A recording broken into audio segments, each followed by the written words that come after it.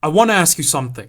How many times have you watched this exact same scene? The MC goes up against a strong enemy. Strong enemy beats up the MC painfully. But wait, the MC has the last resort. And oh my goodness, he is the strongest MF I know and then beats up the bad guy and saves the day.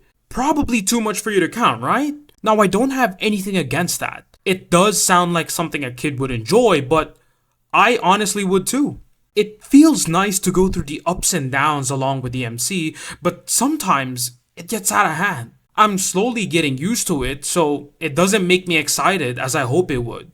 But now I want to ask you again. If you got a nickel every time an anime broke that formula, broke the rules and logic of their show, how many nickels would you have? Me? I'd have 2, which isn't a lot, but it was pretty amazing seeing it twice. There's a lot more anime I would love to watch, but so far, I've only seen 2 that did it. First is Attack on Titan. And I think you know what scene I'm talking about. Because when that episode dropped and I saw it for the first time, I was astonished. Eren punching the Warhammer Titan before it could fully transform made me jump out of my seat. I was like, who the heck is this dude to be doing all this? I only know the Eren kid crying and snot flying all over, but not the guy who doesn't give his enemies any chances. At that moment, I knew something changed. It was as if he was fighting against the writers themselves. This was serious. Eren was out for blood. That's the type of stuff you only get to see in real life.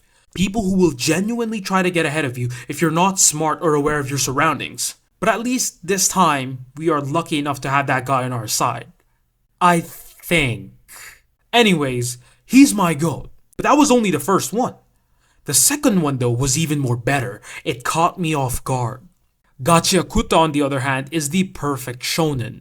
You got weird annoying enemies, allies and friends, cool powers, and an MC who's a little bit more special than the rest. Here's the thing though, it wasn't Rudo who did it the same way Eren did. It was a side character.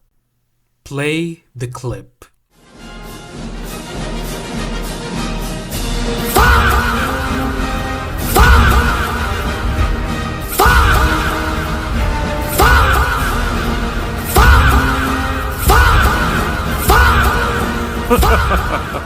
Yo, when I tell you I nutted the moment I saw that, I nutted crazy. This show pretty much told me there's nothing else but trash and getting powers from trash. And mind you, before this whole thing even happened, there was an annoying bastard by the name of Jabber. I want to tell you this real quick. I have never seen an enemy so annoying as Jabber. Like, can you not shut the dude's mouth? He's constantly laughing and that voice. That wasn't even accurate, but it got to my nerves every single time. So when I saw Zanka got packed up by that dude, I was pretty much done with him.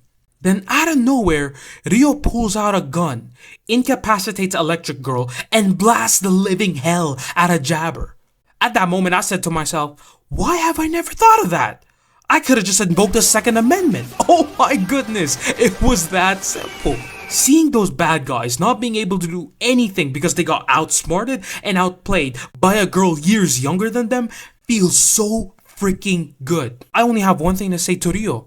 You single-handedly made this show even better. I want to see more anime do this kind of stuff, especially the ones that tend to have more heavier themes. There's no one in the real world giving you the time to yap, give out a speech. If they could just ignore or pack you up, that's the reality.